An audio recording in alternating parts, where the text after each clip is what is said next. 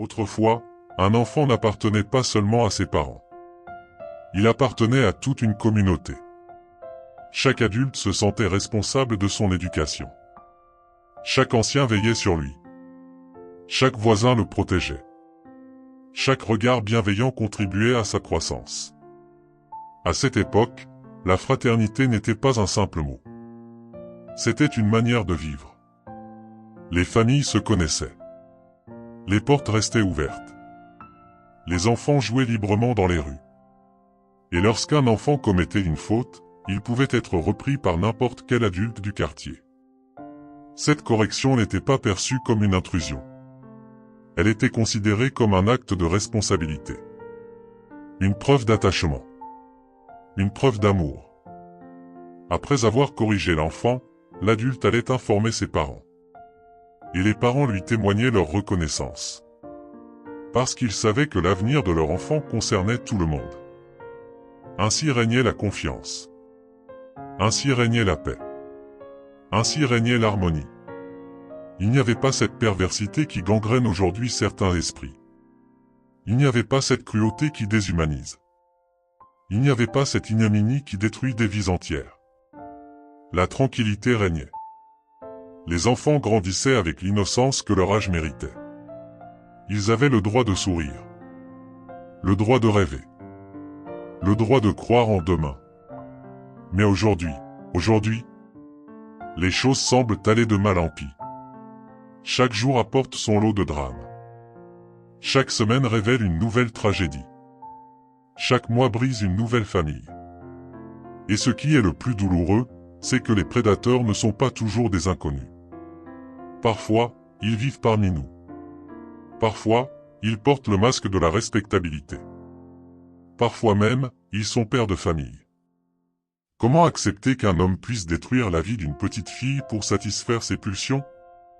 Comment accepter qu'un homme puisse voler l'innocence d'une petite fille, d'un petit garçon qui n'avait pour seule faute que de faire confiance? Comment accepter qu'un adulte utilise sa force, son autorité ou sa proximité pour détruire un être qui découvre à peine la vie? Lorsqu'un enfant est agressé, ce n'est pas seulement son corps qui souffre. C'est son âme qui est blessée. C'est sa confiance qui est détruite. C'est son enfance qui lui est arrachée. C'est parfois toute sa vie qui est bouleversée.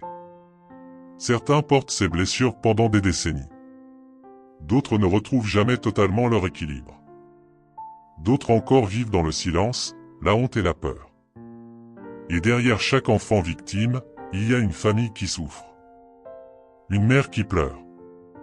Un père qui culpabilise. Des frères et sœurs qui ne comprennent pas. Une communauté entière qui se sent impuissante. Alors oui, il est temps de parler. Il est temps de regarder cette réalité en face. Il est temps de cesser de détourner le regard. Car le silence protège les agresseurs. Le silence encourage les criminels.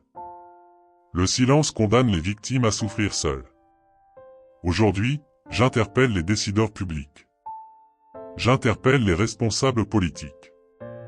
J'interpelle toutes les personnes qui ont le pouvoir d'agir. La situation devient alarmante. La situation devient insupportable. La situation exige des réponses fortes. Nos enfants ne peuvent plus attendre. Nos familles ne peuvent plus attendre. Nos communautés ne peuvent plus attendre. Il est nécessaire de renforcer la prévention. Il est nécessaire d'améliorer la protection des victimes. Il est nécessaire d'assurer une prise en charge psychologique efficace. Il est nécessaire de garantir que chaque affaire soit traitée avec sérieux, rigueur et rapidité. La justice doit être à la hauteur de la souffrance des victimes. La justice doit protéger les innocents. La justice doit décourager ceux qui seraient tentés de commettre l'irréparable. Car lorsqu'une société protège ses enfants, elle protège son avenir. Lorsqu'une société abandonne ses enfants, elle compromet son futur.